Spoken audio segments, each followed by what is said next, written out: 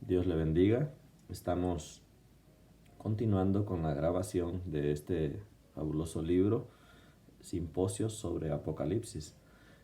Vamos esta ocasión a seguir con la segunda parte del capítulo 1 y esperamos que pueda continuar siendo de gran bendición. Si usted desea seguir recibiendo este libro, suscríbase y seguiremos en esta lectura que estamos haciendo de manera personal y a la vez pudiendo llevárselo a usted para que sea también de bendición para su vida. Página 17. Continuidad vertical y horizontal. Por útil que resulte la anterior lista de características, no nos lleva del todo al kit de la profecía apocalíptica. A menos que nos quitemos nuestras lentes del siglo XXI y nos situemos decididamente en el seno de la perspectiva bíblica, corremos el riesgo de no comprenderla ni captarla suficientemente. Aquí volvemos nuestra atención específicamente a dos elementos absolutamente vitales para la comprensión si es que queremos captar la auténtica dinámica de la apocalíptica. Me referiré a ellos como las dimensiones de la continuidad vertical y la continuidad horizontal. Continuidad vertical. La mente semítica antigua veía el cielo y la tierra en estrecho contacto mutuo. Desgraciadamente, se trata de una perspectiva que en nuestra civilización moderna, que tanto gira en torno a la ciencia, hemos perdido en gran medida. La mente moderna tiende a separar el cielo de la tierra, no simplemente espacial o físicamente, sino también espiritualmente. Hasta los cristianos estamos a menudo fuera de contacto con los marcos de referencia y las conceptualizaciones características de los autores de la Biblia y de sus primeros oyentes. Dios se comunica, por supuesto, por medio del lenguaje de la humanidad. Obviamente, esto significa más que el vocabulario, la sintaxis y similares. Conlleva la totalidad del marco conceptual de las personas con las que se establece la comunicación. Nosotros creemos que los marcos de referencia científicos de nuestro siglo son mucho mejores que las conceptualizaciones de los antiguos. Y sin duda, en algunos aspectos los nuestros están más actualizados, entre comillas, y son más precisos. Sin embargo, sea nuestra cosmovisión antigua o moderna, se queda muy por debajo de las realidades más elevadas del universo de Dios. Su condescendencia a comunicarse con nosotros en nuestro lenguaje por medio de nuestro marco conceptual es tan grande que cualquier diferencia humana sugerida tras 2 o 3 milenios resulta en la práctica irrelevante. Sin embargo, la Biblia fue escrita precisamente en tiempos antiguos para nosotros. Por lo tanto, es necesario que en nuestro empeño por entender hoy el mensaje de Dios contenido en su palabra escrita, tengamos presentes aquellos marcos de referencia pertinentes para los antiguos autores y sus oyentes. Aunque las modernas conceptualizaciones científicas de la realidad han aportado algunos progresos o correcciones importantes, en otras ocasiones han conducido a una grave pérdida. Sencillamente, no resulta posible la verificación científica empírica para todas las esferas de la realidad. De hecho, tales verificaciones pueden estar limitadas a una parte muy pequeña de la realidad total, como los propios científicos empiezan a captar cada vez más a menudo. Me atrevo a sugerir que una de las mayores pérdidas de la antigua conceptualización semítica de la realidad es el asunto que estamos considerando: la continuidad vertical que ve el cielo y la tierra en estrecho contacto mutuo. Esta continuidad vertical resulta básica para todo el corpus bíblico y axiomática para él mismo, tanto en el Antiguo Testamento como en el Nuevo. Sin embargo, en ningún sitio se manifiesta de forma más prominente que en la apocalíptica. Por ejemplo, no es casualidad que el libro de Apocalipsis presente reiteradamente entornos celestiales en relación con su descripción de actividades que tienen lugar en la tierra. En realidad, la profecía apocalíptica ilustra y escenifica ese elemento vital de la perspectiva bíblica. La esencia y la importancia de este concepto de la continuidad vertical en su aplicación a los mensajes del libro de Apocalipsis han sido muy bien expresadas en las siguientes palabras escritas por Elena G. de White. Ella dice: una cosa se comprenderá con certeza por el estudio del Apocalipsis, que la relación entre Dios y su pueblo es estrecha y decidida.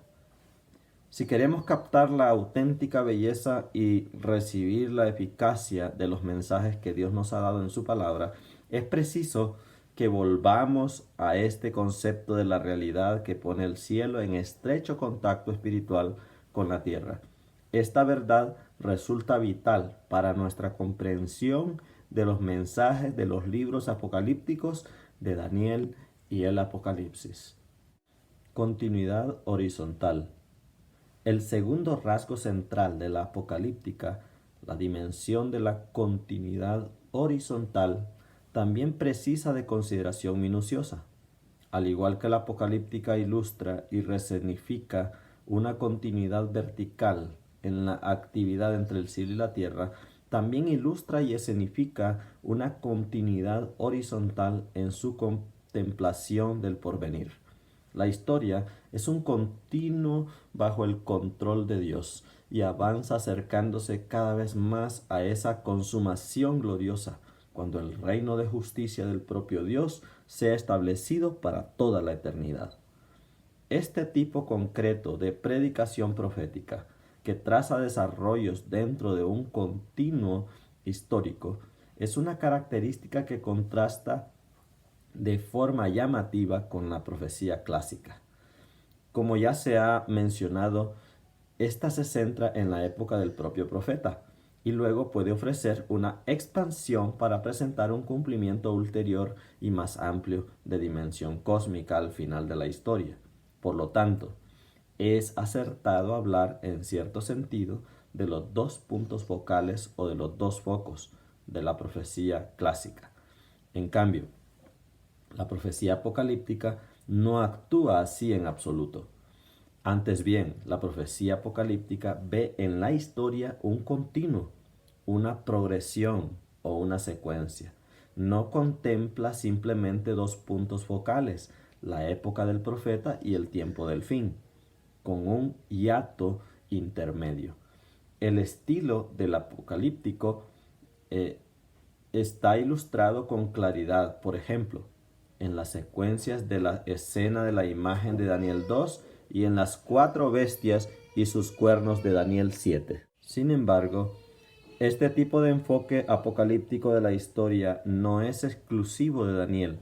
Los apocalipsis extracanónicos tienen indicaciones de lo mismo. Por ejemplo, el breve apocalipsis de las semanas en el libro etíope de Enoch 91, 12 al 27 y 93, 1 al 10, divide la historia en 10 periodos sucesivos, abarcando el último de ellos, el juicio final, dando paso a la eternidad.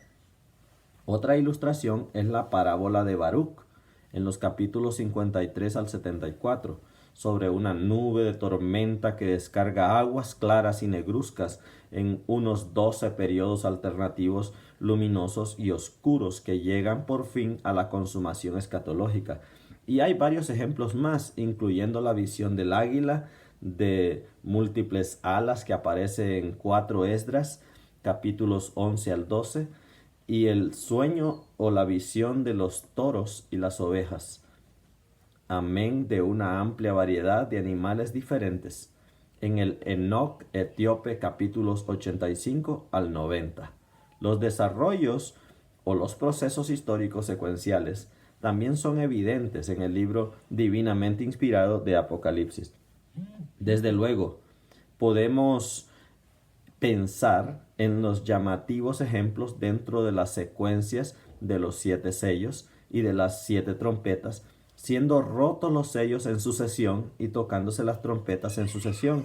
Asimismo, la presentación de la animosidad del dragón en el capítulo 12 abarca una secuencia porque ataca en primer lugar al hombre niño, luego a la mujer y por último al resto de la descendencia de la mujer. También es indicativa de este tipo de perspectiva secuencial la referencia en 17:10 de Apocalipsis a las 7 cabezas de la bestia, de las que se dice que son 7 reyes, 5 de los cuales han caído, uno es en los tiempos de Juan y el otro aún no ha venido. Hemos hecho hincapié a propósito en esta dimensión de la continuidad horizontal de la apocalíptica por 2 razones. Primero, resulta absolutamente medular para la presentación apocalíptica de la historia como una sucesión de acontecimientos. Y segundo, en escritos recientes de ciertos autores evangélicos prominentes como G.E. Ladd y Leon Morris, se han confundido la visión apocalíptica de la historia con el enfoque del cumplimiento dual o de los 2 focos de la profecía clásica. Por ejemplo, Ladd presenta la idea de que el libro de Apocalipsis ve en la bestia marina semejante a un leopardo, presentada en el capítulo 13, un símbolo tanto del antiguo imperio romano de los días de Juan, preterismo, como del anticristo, que aún está por aparecer. Eso es futurismo. Pero este tipo de procedimientos interpretativo con 2 puntos focales transpone indebidamente las características de un tipo de presentación profética al otro tipo, a donde sencillamente no encajan. De hecho, cuando el patrón de los 2 focos se impone a los libros apocalípticos de Daniel y el Apocalipsis, distorsiona los mensajes mismos que Dios se propone transmitir con esas profecías. La profecía clásica, con un énfasis en la época del propio profeta y una perspectiva ocasional con 2 focos, nunca se detiene en los acontecimientos que llevan hasta el gran final, día de Jehová. Por ejemplo, no hay referencia alguna en la profecía clásica de un poder escatológico venidero que reciba el nombre de anticristo. Ladd llega a este tipo de anticristo, como hemos señalado, imponiendo indebidamente la modalidad de los 2 focos de la profecía clásica al Apocalipsis, donde ciertamente puede encontrarse el anticristo. Pero en el Apocalipsis y también en Daniel, el anticristo aparece dentro de un marco de referencia completamente diferente, concretamente dentro de un continuo histórico como un segmento de la continuidad horizontal en curso del Apocalipsis. En resumen, la naturaleza misma de la profecía apocalíptica descarta el preterismo, el futurismo, cualquier combinación de ellos a favor del método historicista. Este hecho es vital y tiene importantes implicaciones teológicas para nuestro estudio del Apocalipsis. Quizá sea conveniente una aclaración adicional en esta coyuntura. ¿Por qué surge en la apocalíptica este concepto del continuo histórico en contraposición al concepto de los 2 focos de la profecía clásica? Me animo a sugerir que un antecedente específico de la propia literatura bíblica sirve de patrón para la profecía apocalíptica, concretamente los relatos históricos del Antiguo Testamento. La profecía apocalíptica proyecta hacia el futuro una continuación del registro histórico de la Biblia. La soberanía de Dios y su constante cuidado de su pueblo ocupan siempre el primer plano en la presentación que la Biblia hace del continuo histórico, ya se presente en acontecimientos del pasado, libros históricos, o en acontecimientos del porvenir, profecía apocalíptica.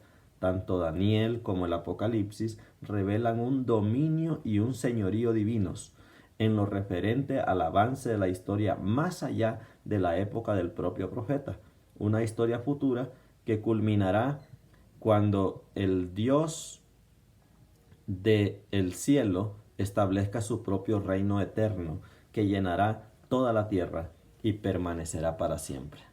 En resumen, lo más notable de las características generalmente reconocidas de la apocalíptica es su uso del simbolismo. Obviamente, hay un énfasis intensificado en esta característica y muchos de los símbolos son de naturaleza compuesta. Además, los simbolismos reflejan los llamativos contrastes tan evidentes en la apocalíptica y frecuentemente dan evidencia de un alcance amplio y cósmico. Determinar el origen de los símbolos empleados, cerciorarse de su abanico de significados y de su centro de atención específico constituyen consideraciones vitales para el intérprete. El asunto se plantea en otro lugar de este volumen. Sin duda, la faceta peor entendida y más mal empleada de la apocalíptica tiene que ver con la continuidad horizontal. La mayoría de las características generalmente reconocidas de la apocalíptica aparecen a veces en el resto de la literatura profética de la Biblia. Sin embargo, la continuidad horizontal de la profecía apocalíptica es una característica que sobresale en una contraposición muy marcada con respecto al planteamiento de la historia que hace la profecía clásica. Para que sea sólida, la interpretación teológica del Apocalipsis tiene que ser compatible con esta perspectiva histórica. El Apocalipsis abarca, igual que el libro de Daniel, una progresión de la historia paso a paso, no un enfoque polarizado, ya sea en el periodo antiguo o en la culminación escatológica o en ambos. Los comentaristas que desean combinar el preterismo con el futurismo como mejor método para el Apocalipsis se oponen abiertamente a la naturaleza misma del libro, un Apocalipsis. Es vital que seamos fieles a la perspectiva histórica real del Apocalipsis si queremos llegar a conclusiones acertadas en cuanto a los importantes mensajes de este libro.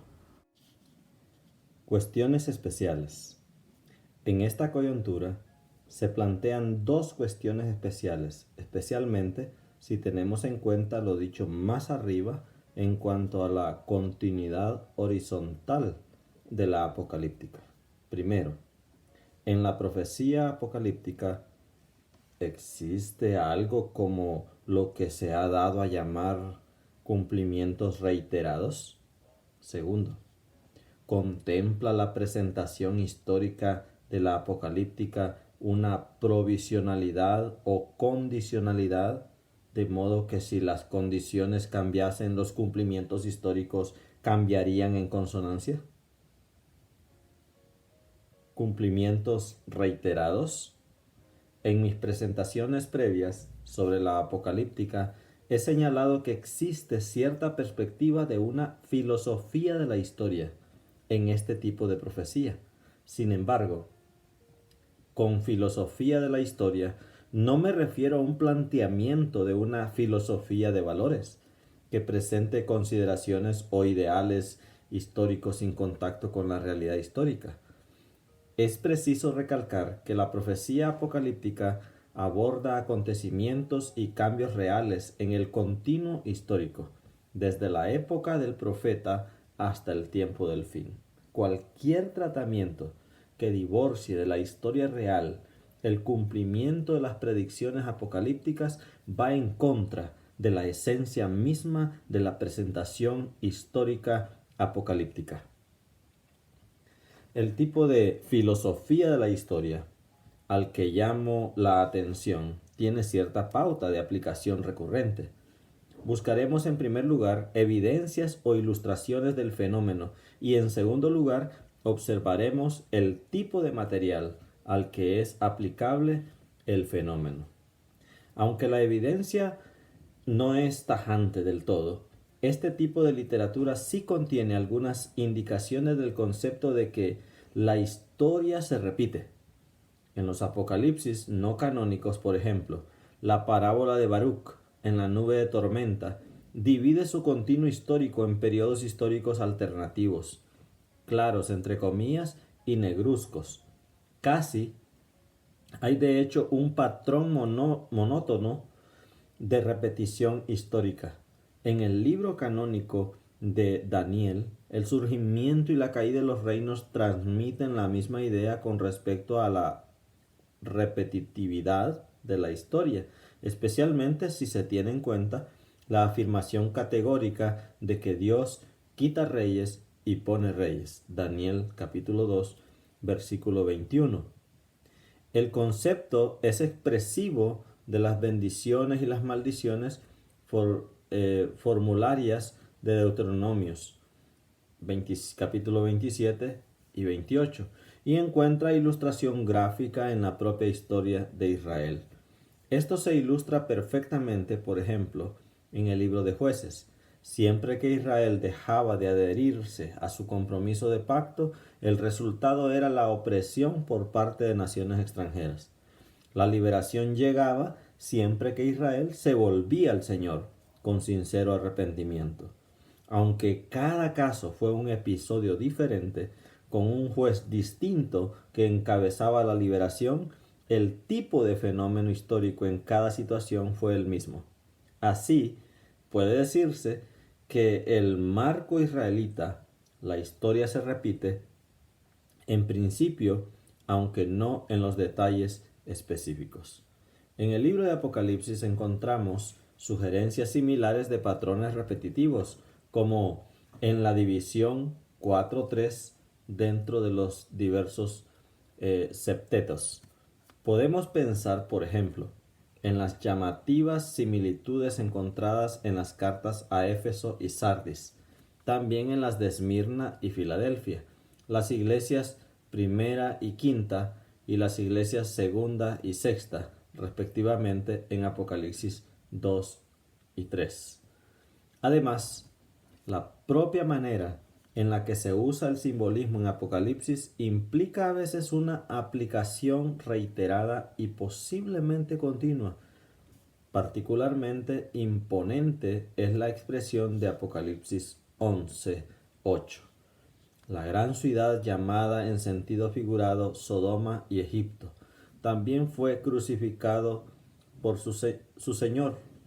De los dos testigos, aquí hallamos tres lugares: Sodoma, Egipto, Jerusalén, aunados e identificados de tal forma que la mente se retrotrae a acontecimientos tanto del pasado distante como mucho más cercanos en el tiempo. Estos acontecimientos también estuvieron separados geográficamente. Lo que este texto nos dice no es que vaya a haber un segundo cumplimiento de Sodoma y menos un tercer cumplimiento, o que vayan a darse cumplimientos múltiples del antiguo Egipto que mantuvo a Israel en la opresión. El mensaje, más bien, es que esas tres entidades diferenciadas pueden ser identificadas en una especie de aunamiento en cuanto al carácter subyacente de maldad y de opresión que las distinguió.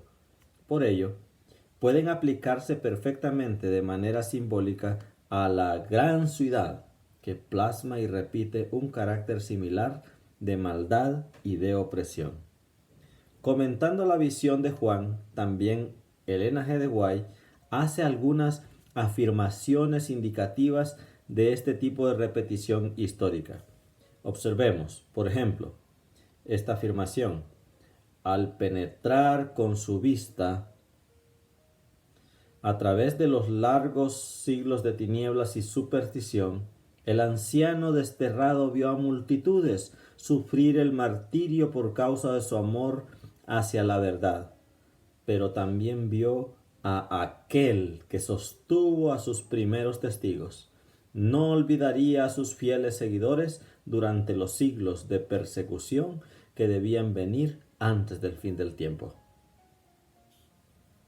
Cuando se hacen afirmaciones en el sentido de que Elena G. de White apoya cumplimientos reiterados de los libros de Daniel y el Apocalipsis, es preciso prestar meticulosa atención al contexto de lo que dice y considerar qué tipo de repetición de la historia está en juego. No hay ni un solo caso en que dicha autora indique cumplimientos duales o múltiples del cuerno pequeño, ni de cualquiera de las bestias de Daniel o el Apocalipsis y de los lapsos que le corresponden. Estas entidades llegaron a la existencia una única vez. Sin embargo, el tipo de servicio que prestaron como vehículos del ataque de Satanás contra Dios y los santos de Dios puede fácilmente llevar a una repetición de los procesos generales empleados, ya se trate de engaños o de persecuciones. Juan 8:4. Pero ninguna profecía apocalíptica se interpreta en el sentido de que plasme en sí misma cumplimientos duales o múltiples. Pregunta: ¿condicionalidad en la apocalíptica? En escritos independientes de algunos adventistas del séptimo día, se afirma que hay condicionalidad en los pronósticos históricos de libros apocalípticos como el Apocalipsis. Se argumenta que los cumplimientos que los adventistas del séptimo día llevamos tiempo sosteniendo como genuinos fueron únicamente parciales, si es que fueron cumplimientos en algún sentido, porque no se cumplieron ciertas condiciones. Por ello, podemos esperar un cumplimiento a un futuro. Detalles que han sido puestos en esta categoría son el gran terremoto, el día oscuro, la caída de las estrellas, que está en Apocalipsis 6, 12 al 17. El final de la profecía de los 2300 días en 1844, otros lapsos cronológicos de Daniel y el Apocalipsis, y aún de forma más general, la presentación apocalíptica de la historia. En primer lugar, respondiendo a este planteamiento, es preciso decir que los principios enunciados más arriba en cuanto a la presentación histórica en la profecía apocalíptica mantienen su validez para esta cuestión exactamente igual que para el cumplimiento reiterado. Esos principios no dan lugar en absoluto a la falta de cumplimiento o el aplazamiento de la predicción apocalíptica a causa de la condicionalidad. En resumen, la profecía apocalíptica presenta una progresión histórica que no da lugar a la variabilidad, dado que Dios predice las cosas que deben suceder pronto. Apocalipsis 1:1. Por ejemplo, no hay duda alguna de que los 4 jinetes de Apocalipsis 6 hayan de salir cabalgando, ciertamente saldrán en la progresión indicada. Lo mismo se aplica a las advertencias representadas por las trompetas, a las plagas de la perdición, a la destrucción de Babilonia, etc. Son todas cosas que le muestra a Juan y de las que se le dice que ocurrirían. Sencillamente, no hay en juego elemento de contingencia alguno. Sin embargo, pueden argumentarse que hay un elemento de condicionalidad en las cartas de las 7 iglesias. Así es, en efecto. El concepto mismo de estas cartas tiene en la condicionalidad un marco subyacente de referencia, pero esta condicionalidad particular no tiene relación con la presentación histórica de la situación de las iglesias, sino con la manera en que las iglesias y las personas que las componen responderían al llamamiento de Cristo, con la forma en que decidirán posicionarse en el futuro en cuanto a su relación de pacto con el Señor. Aquí acapara el primer plano la naturaleza hortatoria de la literatura epistolar. El hecho de que el libro de Apocalipsis sea una carta a la par que una profecía apocalíptica le da un cierto aroma de exhortación. Pero esa exhortación, es preciso recalcarlo, está limitada a los llamamientos, doquier se encuentra en el libro. Véase, por ejemplo, 16:15. Y no se aplica al tipo específico de vaticinio profético, que en parte consustancial de la naturaleza de la literatura apocalíptica. También el libro de Daniel tiene elementos de condicionalidad en sus secciones históricas y donde quiera se presente algún llamamiento. Sin embargo, ni en Daniel ni en Apocalipsis está sujeto a la condicionalidad del propio vaticinio profético. Los acontecimientos están fijados y los lapsos cronológicos predeterminados son definidos e invariables. Esos elementos cuadran con lo que Daniel dijo al rey Nabucodonosor. El gran Dios le ha mostrado a su majestad lo que tendrá lugar en el futuro. El sueño es verdadero y esta interpretación digna de confianza. Daniel 2:45. El simbolismo en el Apocalipsis. Veamos. Como se ha señalado anteriormente, entre las características generales de la profecía apocalíptica se encuentra su profuso uso del simbolismo, en especial del simbolismo compuesto. El libro de Apocalipsis está lleno de simbolismo y de imágenes, hecho que causa mucha consternación y gran confusión a los intérpretes. Parte del problema radica en que los expositores modernos incrustan sus propias interpretaciones en los símbolos en vez de determinar el abanico bíblico de significados. Cuando se estudia el Apocalipsis, se hace evidente que la gran mayoría de sus alusiones cargadas de simbolismo e imágenes apuntan al Antiguo Testamento. Este asunto es abordado con detalle en otro capítulo de este volumen. Aquí nos limitaremos a añadir algunos comentarios sobre algunas consideraciones adicionales.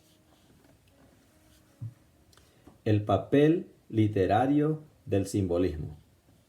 Una regla válida para la interpretación de las Escrituras es que un pasaje dado debería ser interpretado de forma literal a no ser que haya evidencia de la presencia del lenguaje simbólico o figurativo. En la mayor parte de la literatura bíblica, este principio funciona perfectamente. Sin embargo, cuando nos enfrentamos a la profecía apocalíptica, es preciso que reconozcamos en este tipo de literatura una preponderancia del uso del simbolismo. Por ello, es posible que nuestro enfoque tenga que volverse un tanto del revés para hallar razones para una interpretación literal de muchos pasajes. En todo caso, hay consideraciones específicas que tendríamos que tener presentes cuando nos preguntamos por qué hay tanto simbolismo en la profecía apocalíptica y cuáles son las directrices para determinar cuándo esperar usos simbólicos. Aparte del hecho de que el simbolismo es una característica básica de este tipo de literatura, acuden a la mente las siguientes razones.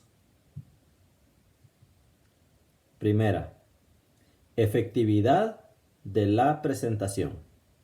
El símbolo es a menudo la forma más conveniente o contundente para presentar un mensaje. Se dice que una imagen vale más que 1000 palabras. Así es con frecuencia con más precisión y mayor efectividad que una extensa descripción verbal. Los mapas de carreteras, las fórmulas químicas, los bocetos de los artistas, los planos de un arquitecto, los retratos, las esculturas, son ejemplos de uso simbólico que expresan lo que las propias palabras jamás podrían representar de manera adecuada. Segundo, presentación del futuro. La propia historia futura sería un fenómeno difícil de describir literariamente de forma inteligible para los lectores o los oyentes de la profecía. Naturalmente, el Apocalipsis afirma desvelar el futuro, por lo que surge la pregunta de cómo podría presentarse mejor el futuro si no en términos simbólicos. Tercero, símbolos del acervo común. Otra explicación del uso del simbolismo es el hecho de que ciertas expresiones simbólicas formaban parte del vocabulario de Israel, un acervo de uso simbólico común. Así, por ejemplo, las expresiones de Egipto, Babilonia serían entendidas fácilmente en su calado simbólico en el libro de Apocalipsis. La fluidez del simbolismo. Por su naturaleza, los símbolos son fluidos. Son descripciones visuales. Pueden señalarse algunos elementos de esta fluidez. En primer punto, el mismo símbolo puede significar cosas distintas en contextos diferentes. Por ejemplo, el león puede usarse para referirse a Cristo, el león de Judá en Apocalipsis 5:5, pero también al diablo, el león rugiente de Primera de Pedro 5:8, pero también a Judá, el cachorro de león en Génesis 49:9, y a Asiria y Babilonia, leones en Jeremías 50:17. Segunda fluidez. Símbolos diferentes pueden representar lo mismo. Por ejemplo, tanto el león como el cordero representan a Cristo en Apocalipsis 5. Son símbolos diferentes que representan lo mismo.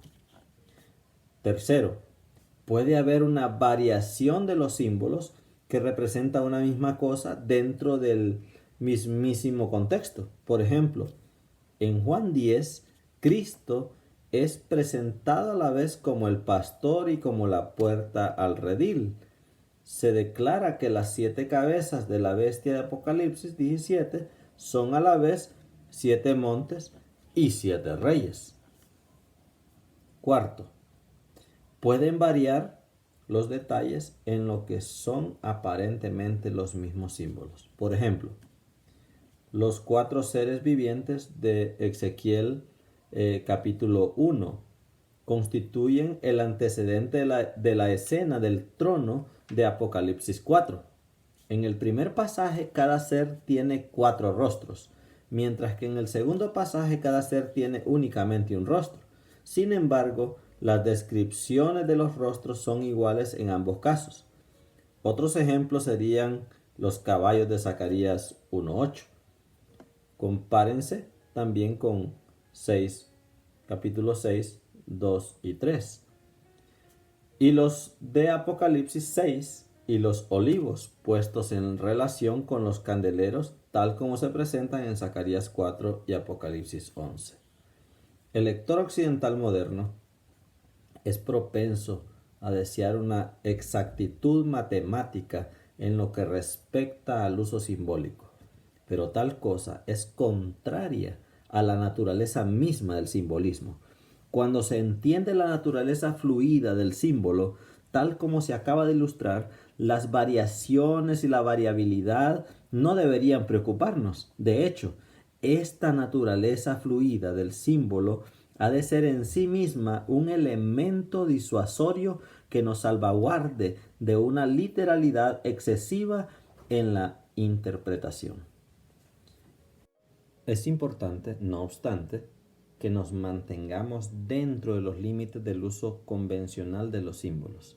Cuando interpretamos cualquier símbolo del libro de Apocalipsis, por ejemplo, debemos pensar en términos del abanico de significados convencionales.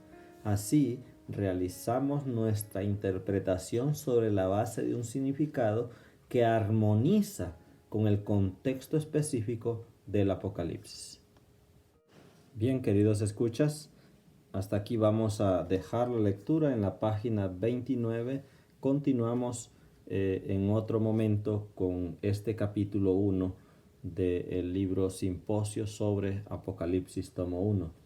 Esperamos que usted pueda estar siendo bendecido con este material, que a la vez su servidor también está siendo bendecido con él, y que para mí es un gusto y un placer compartirle con ustedes. Si usted desea también compartirlo con otras personas, hágalo sin ningún problema, y pues déjeme ahí su like y suscríbase a mi canal. Que Dios le bendiga.